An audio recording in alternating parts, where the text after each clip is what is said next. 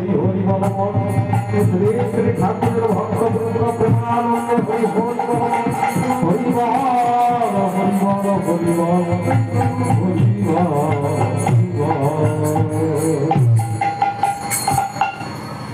आहा আমার মামা মশাই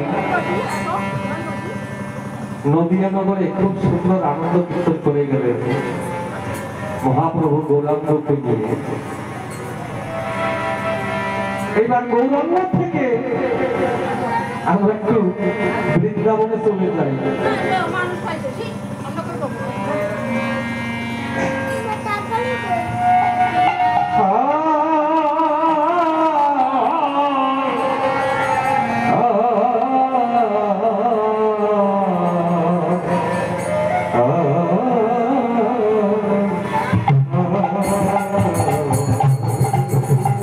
বৃন্দাবনে তুই চল কানা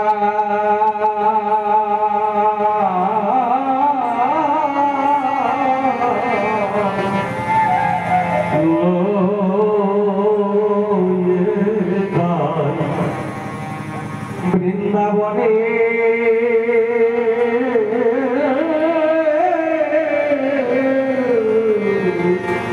তুই চল কানা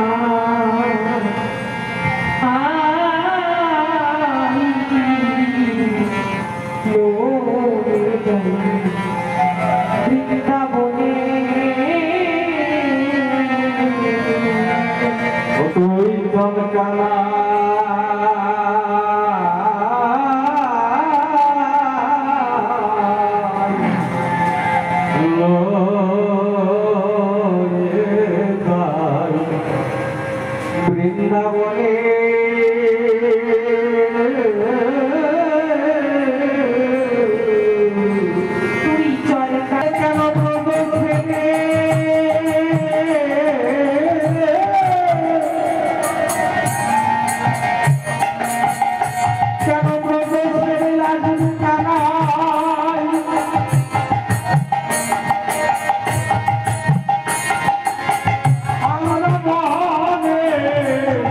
Ah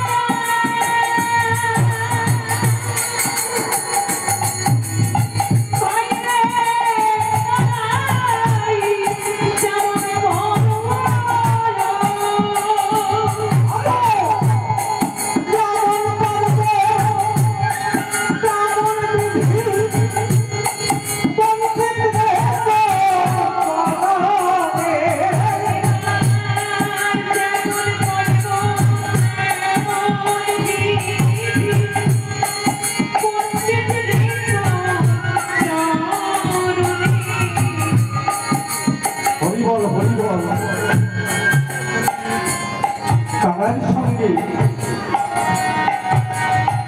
দাপর যুগে যে সমস্ত পারিষদ বর্ণনা ছিল শ্রীরাম সুদাম রাম বসুদাম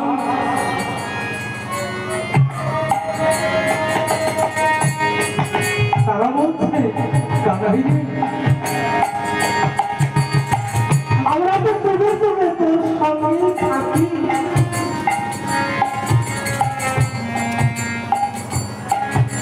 তুই আমাদের সঙ্গে যুগে যুগে খেলা করিস আমরাও তোর সঙ্গে যুগে যুগে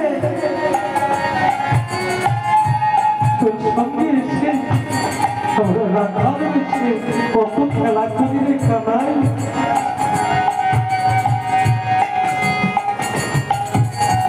তাই সকল ভক্তবৃন্দ সকল সখাগণ তারাই কাছে প্রার্থনা করেছে কানাই রে যুগে যুগে আমরা যেন তোর সঙ্গে হতে পারি তোর সঙ্গে থেকে আমরা যেন তোর সঙ্গী হয়ে আমরা সকলে খেলা খেলতে পারি কানাই ভাই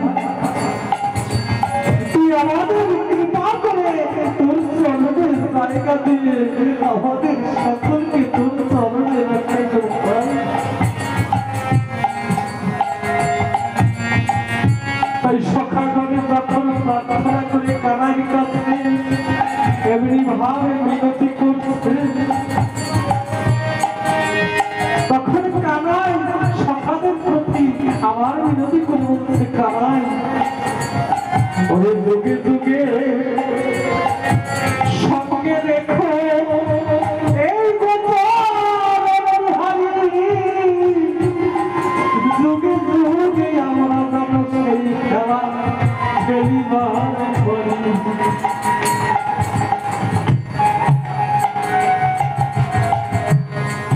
তাই দাপুর যুগে বৃন্দাবনে আমার কানাই সব সখাগণকে নিয়ে যেমন গোচামণি খেলা খেলতেন একদিন গোচামণি খেলা খেলতে খেলতে যখন বেলা মধ্যাহ্ন সময় একদিন ডাক দিয়ে বলে শ্রীরাম শ্রীরাম রে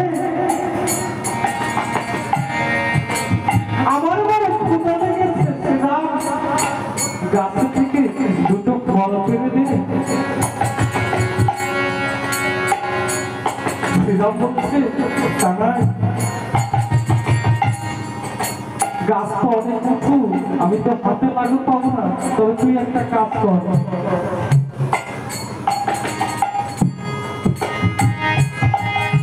তুই কাছে এসে তুই দাঁড়া আমি কাঁধে উঠবে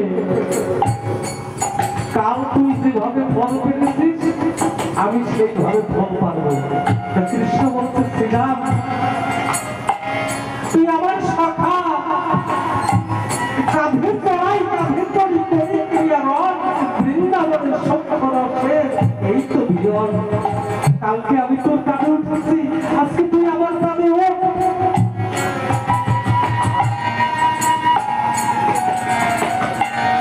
কালকে আমি তোর কাঁধে উঠেছি আজকে তুই আমার কাঁধে উঠ শ্রীরাম যখন কৃষ্ণের কাঁধে উঠেছে গাছের দিকে ফল পড়াতে হাত বাড়াচ্ছে ফল হাতে লাগু পাচ্ছে না কৃষ্ণ চতুরের চূড়ামণি একটু নিচু হয়ে দাঁড়িয়েছে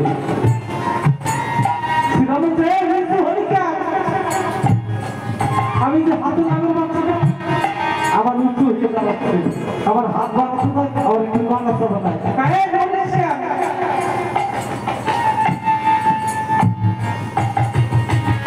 আমি যদি পড়ে যাই তুই পড়ে যাই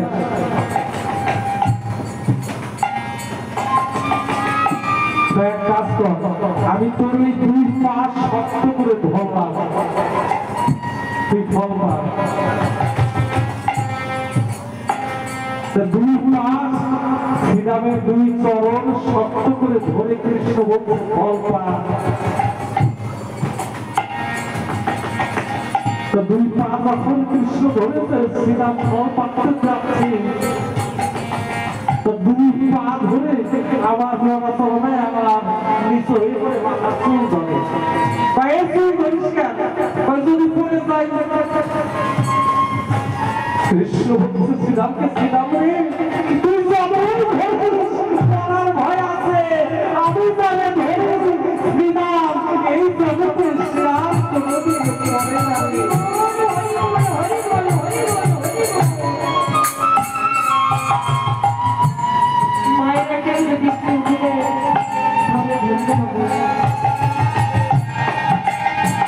ভগবান ভক্তের পা ধরে বলছে আমি তার ধরি, সে আর পরে না রে শ্রীরাম।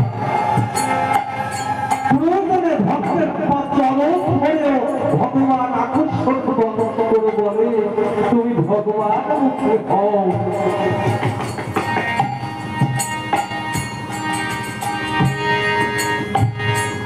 শ্রীরাম নামিয়ে দিয়েছে কৃষ্ণ, কিরে নামাই দিলি কেন? বলছে ফল খাবো না। কি খাবি? বলছে অন্ন দিবি। তবে আমার একটু হঠাৎ দায় ঠেকালি, এই বৃন্দাবন একটু গোসলের জায়গা, জঙ্গল, এখানে তো কেউ অন্ন রাধে না, তবে অন্ন এক জায়গায় আসবে, এনে দিবি। কোথায়? এই বান্ডিবানের ভিতর দিয়ে 100 পুরুষ পার হয়ে গিয়ে দেখবি একটা মন্দিরের নতুন কলোনি বসেছে। তো সকলে শিক্ষামণি কিনা প্রত্যেকের ঘরে বউ আছে, দেখবি এই দুপুরবেলা সকলে রান্না করছে, তাদের কাছ থেকে তুই আমাকে অন্ন এনে দিবি। বলো হরি বল।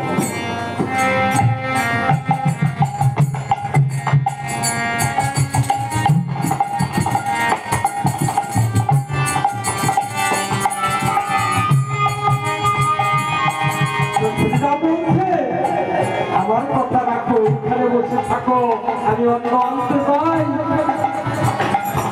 কৃষ্ণকে বসিয়ে রেখে শ্রীরাম অন্ন আনতে গেছে। সেই ভান্ডিবানের ভিতর দিয়ে 100 বছর পার হয়ে গিয়ে দেখে সত্যি একটা নতুন মন্দিরের কলোনি বসে। দুপুর বেলায় আমাদের ঠাকুরের ভোগের সময়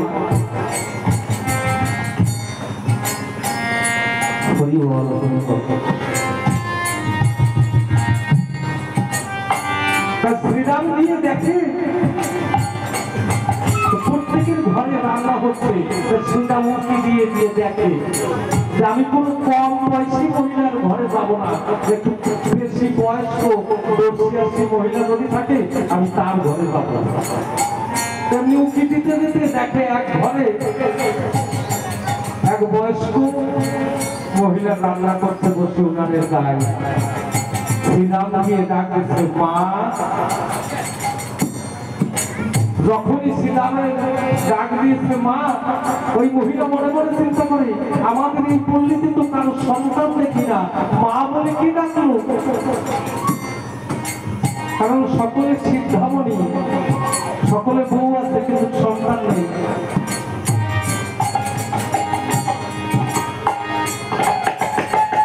আমাদের এই পল্লীতে তো কারো সন্তান দেখি না, মা বলে কি ডাকলো? তো বাইরে বের হয়ে দেখে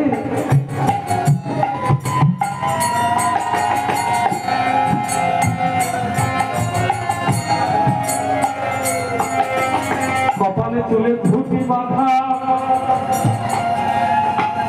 বনবালা করে হাতে পাথুনি মরি,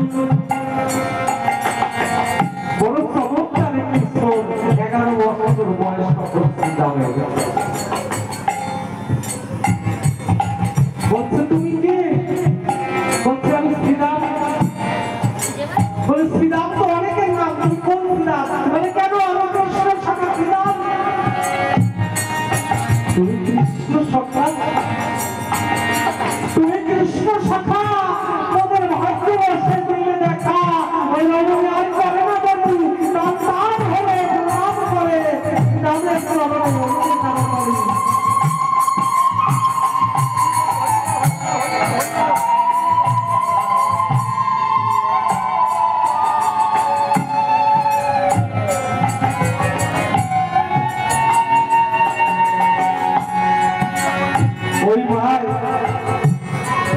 দিয়ে আর সবাইকে বানায় রে তোরা কে কোথা আছিস তাড়াতাড়ি শুনে আয় দেখ শ্রীরাম এসেছে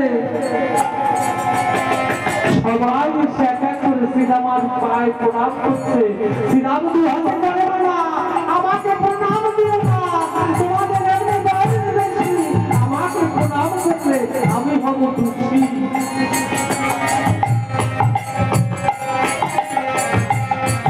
ওই প্রথমবার অবনী সে ডাক দিয়ে বলে শ্রীরাম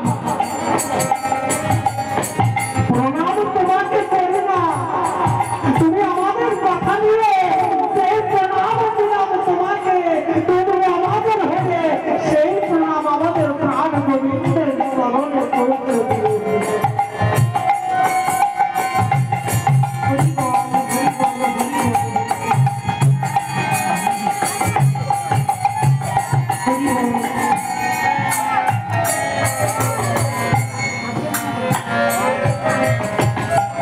সকলে এইভাবে এসে শ্রীরামকে প্রণাম করছে আর শ্রীরাম বলছে মা আমাকে প্রণাম করো না